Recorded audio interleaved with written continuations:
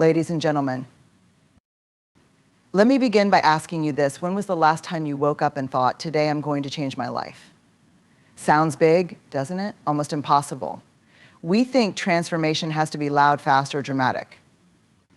But here's the truth: life changes quietly in the subtle choices we make every day. Today, I want to share 6 rules that have the power to change your life, not in a flash, but in the quiet moments where real change begins. Rule 1. Every day, life presents us with countless opportunities to choose between 2 paths, the one that feels safe and familiar, or the one that challenges us to step into the unknown. Choosing courage over comfort is about embracing the moments that make our palms sweat and our hearts race. It's about daring to be seen, to take risks, and to let go of the security blanket of what we already know. Courage is often misunderstood. Many people think it's about heroics or grand gestures, storming into battle, standing on stage, or taking a monumental leap of faith. While those are certainly acts of courage, the most transformative forms of bravery are quieter. They happen in the everyday moments of life when no one is watching. Courage is showing up authentically in your relationships, being honest about your needs, or saying, I don't know, when you don't have all the answers. What keeps most of us from choosing courage is fear of failure, fear of rejection, fear of being judged. It's easier to stay in the comfort zone where everything feels predictable and safe. But here's the catch: the comfort zone isn't where growth happens. It's a place where dreams stagnate, relationships plateau, and our potential is left untapped. In staying there too long, we risk something far greater than discomfort. We risk missing out on the life we're truly meant to live. Choosing courage doesn't mean fear goes away. In fact, courage and fear often go hand in hand. The presence of fear is often a sign that what you're about to do matters. Courage is acknowledging the fear and taking action anyway. It's saying, yes, I'm scared, but I'm also ready. Think about a moment in your life when you chose courage over comfort. Maybe you decided to have a difficult conversation with a friend or a partner. Maybe you raised your hand for an opportunity you didn't feel fully prepared for. Maybe you took the first step toward a dream that had been tugging at your heart for years. How did it feel? Scary, vulnerable, but also exhilarating. The truth is, those are the moments we look back on with pride, not the times we stayed on the sidelines, but the times we dared to take a leap. The beauty of courage is that it builds momentum. The more you practice it, the more confident you become in your ability to face challenges. Courage isn't about erasing fear, but about strengthening your resilience so that fear no longer holds the same power over you. Every time you choose courage, you're expanding your capacity for growth and opening doors to new possibilities. It's important to remember that courage looks different for everyone. For some, it might mean speaking up in a crowded room. For others, it could mean learning to say no and standing firm in their boundaries. It's not the size of the act that matters, but the intention behind it, the willingness to step into discomfort in service of what matters most. When we choose courage over comfort, we invite growth, connection, and meaning into our lives. Courage doesn't promise that things will always work out as we hope, but it guarantees we'll never be left wondering, what if? Rule 2. Each of us carries a story, a collection of experiences, triumphs, heartbreaks, and lessons that shape who we are. But how often do we truly own our stories? How often do we accept the messy, imperfect realities of our lives without hiding, editing, or apologizing for them? Owning your story means embracing it fully without shame or self-judgment. It's about recognizing that every chapter, no matter how difficult or imperfect, has played a role in shaping your unique journey.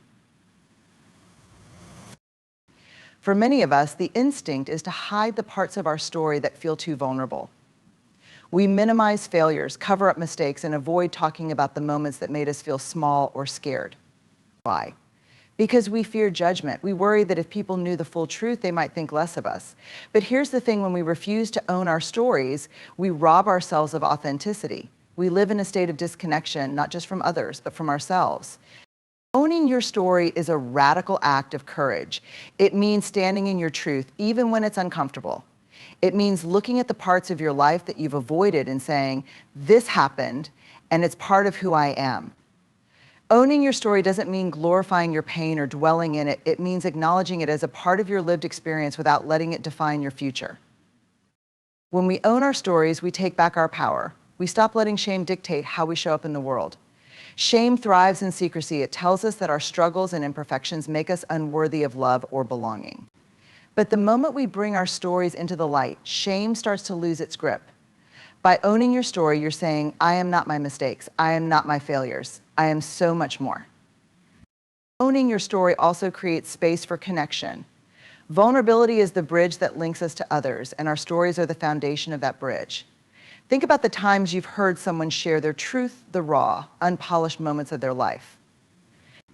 Didn't it make you feel closer to them? Didn't it remind you of your own humanity? When you own your story, you give others permission to do the same.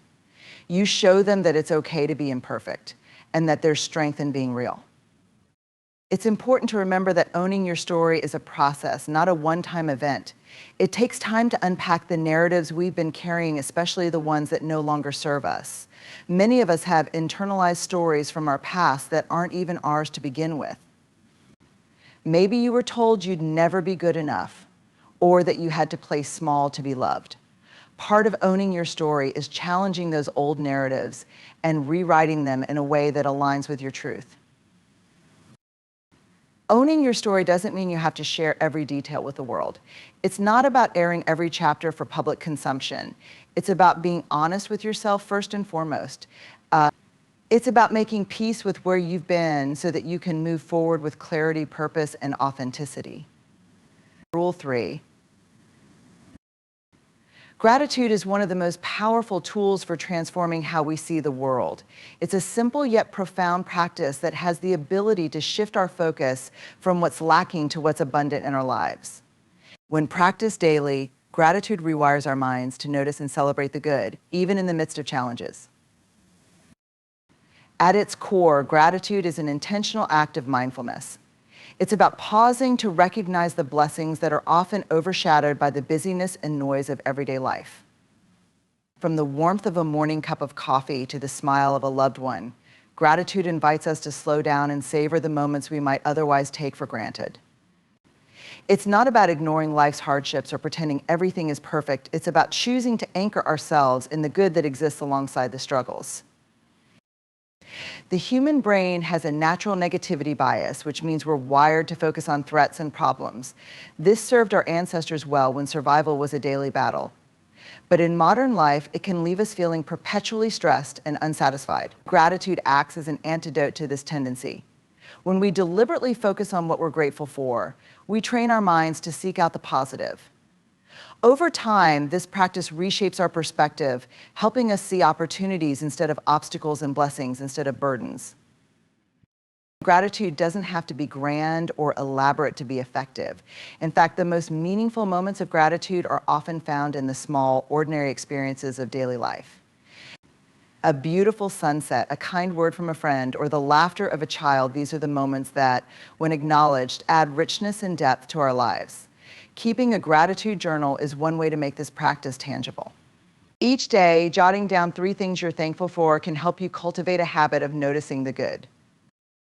Gratitude also has a profound impact on our relationships. When we express appreciation for others, it strengthens the bond we share with them. A simple thank you can go a long way in making someone feel seen and valued. Studies show that couples who regularly express gratitude for one another are more satisfied in their relationships. The same holds true in friendships, workplaces, and communities. Gratitude fosters connection and trust. Beyond its emotional benefits, gratitude has a significant impact on physical health. Research has shown that people who practice gratitude experience lower stress levels, better sleep, and improved immune function. Gratitude has even been linked to greater resilience, helping individuals bounce back more quickly from adversity.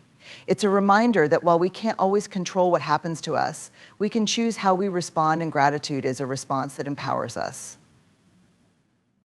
Cultivating gratitude is not always easy, especially during difficult times. When life feels overwhelming or unfair, finding something to be grateful for can feel like a monumental task. But these are the moments when gratitude matters most. It doesn't erase pain or hardship, but it gives us the strength to carry on. By grounding ourselves in what we have, we build the resilience to face what's missing. Rule 4. Boundaries are the invisible lines that define where you end and others begin. They're the rules and limits we set to protect our time, energy, and emotional well-being. Without them, life can feel overwhelming, chaotic, and draining. Setting boundaries is not just an act of self-care, it's a necessity for living a balanced and fulfilling life. The importance of boundaries starts with the understanding that we all have finite resources. Our energy, attention, and emotional capacity are not unlimited. And when we try to be everything for everyone, we end up exhausted and resentful. Boundaries are how we say, this is what I can give, and this is what I need to preserve for myself. They allow us to show up for others in a way that is sustainable and genuine without sacrificing our own well-being. For many people, the idea of setting boundaries feels uncomfortable. It can trigger fears of being perceived as selfish, unkind, or uncooperative. This discomfort often stems from a misunderstanding of what boundaries truly are. Setting boundaries doesn't mean shutting people out or refusing to help others. It means being clear about what you need in order to thrive. Healthy boundaries create stronger relationships, not weaker ones, because they're rooted in mutual respect. The first step in setting boundaries is self-awareness. You can't set limits if you don't know where they're needed. Pay attention to moments when you feel drained, overextended, or taken for granted.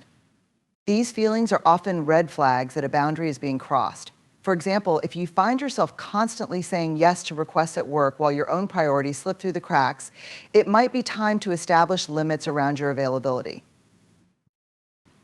Once you've identified where boundaries are needed, the next step is communicating them clearly and kindly. It's important to be direct, specific, and firm. For example, instead of saying, I'm too busy to help right now, try saying, I can't take on this task today, but I'd be happy to revisit it next week.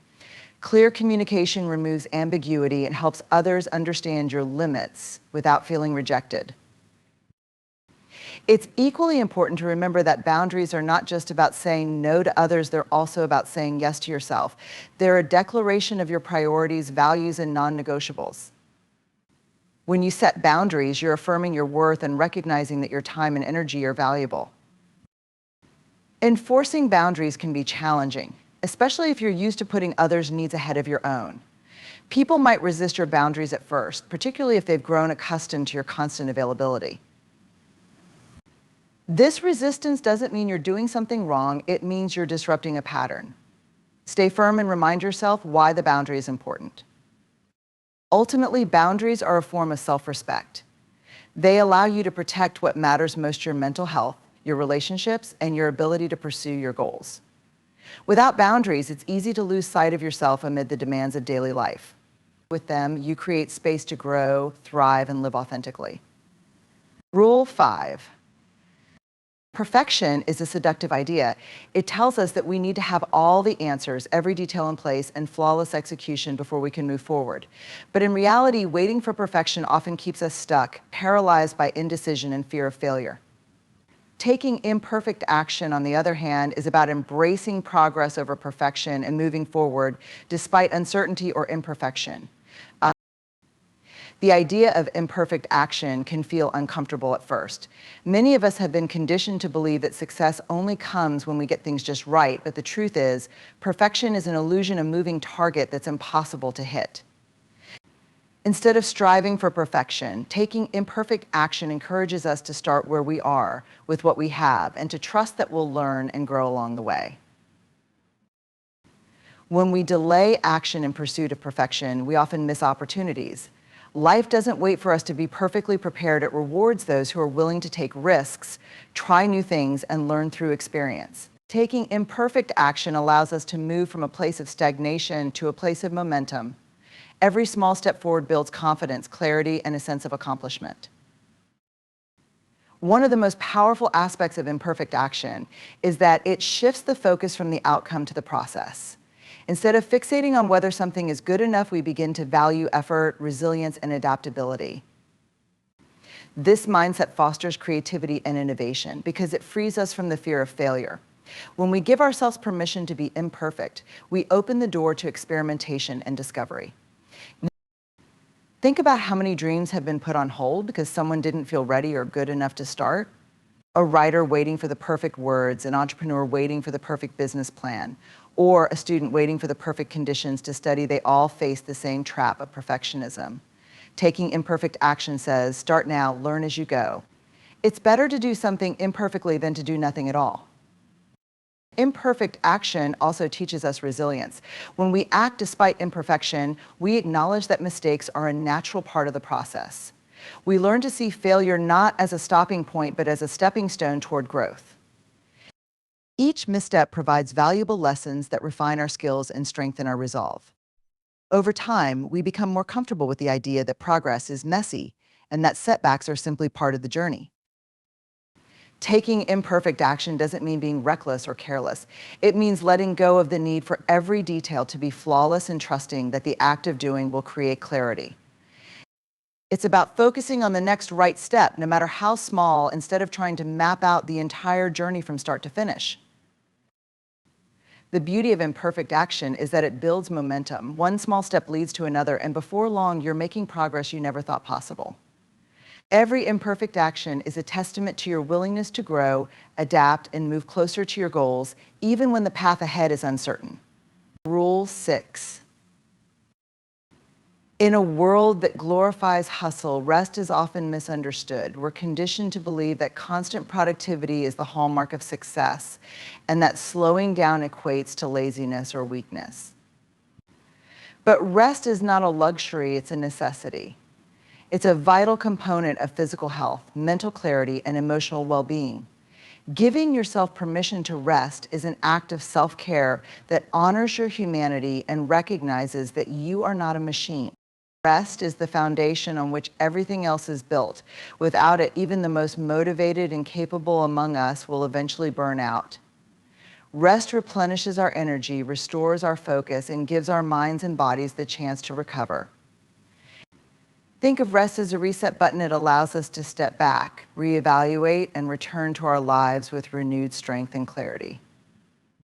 Many of us resist rest because we've internalized the belief that our worth is tied to our productivity. This mindset can trap us in a cycle of overwork, where we feel compelled to prove our value through constant action. But this way of living is unsustainable. Over time, it leads to exhaustion, stress, and even physical illness.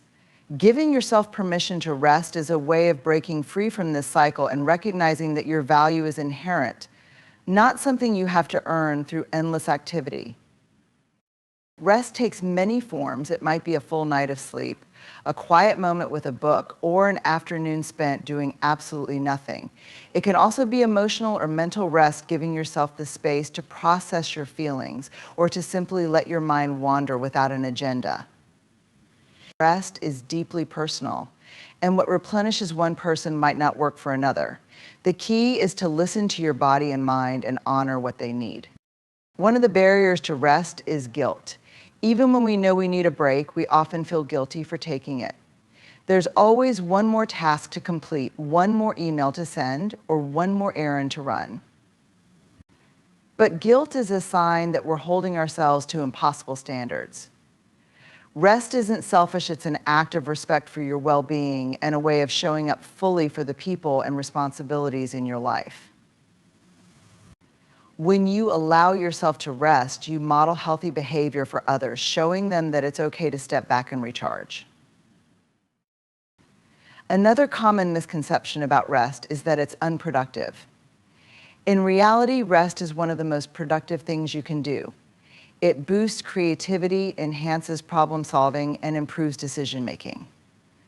Some of the greatest breakthroughs and innovations happen when we step away from the grind and give our minds the freedom to roam. Rest also helps us regulate our emotions, making us better equipped to handle stress and conflict. Rest is not just about recovery, it's about sustainability. It's about creating a rhythm in your life that allows you to give your best without depleting yourself in the process. By giving yourself permission to rest, you're investing in your long-term well-being and ensuring that you have the energy and resilience to pursue your goals with clarity and intention. Changing your life doesn't happen all at once. It's a journey made up of daily decisions and small, meaningful actions. The 6 rules we've explored: choosing courage over comfort, owning your story, practicing gratitude daily, setting boundaries, taking imperfect action, and giving yourself permission to rest are not quick fixes. They are powerful habits that, when practiced consistently, create a foundation for growth, resilience, and fulfillment. Each of these rules requires intention and effort. They challenge us to embrace vulnerability, confront our fears, and let go of perfectionism. But in doing so, they unlock the freedom to live authentically, the strength to face life's uncertainties, and the wisdom to focus on what truly matters. Life is full of choices. Every day we have the opportunity to decide how we will show up for ourselves and others. By living these principles, we reclaim the power to shape our days and ultimately our lives with purpose and meaning. True transformation begins not with grand gestures, but with the commitment to live each moment in alignment with our values and our deepest truths. So take these rules and make them your own. Let them guide you, ground you, and remind you that even the smallest changes can lead to extraordinary outcomes.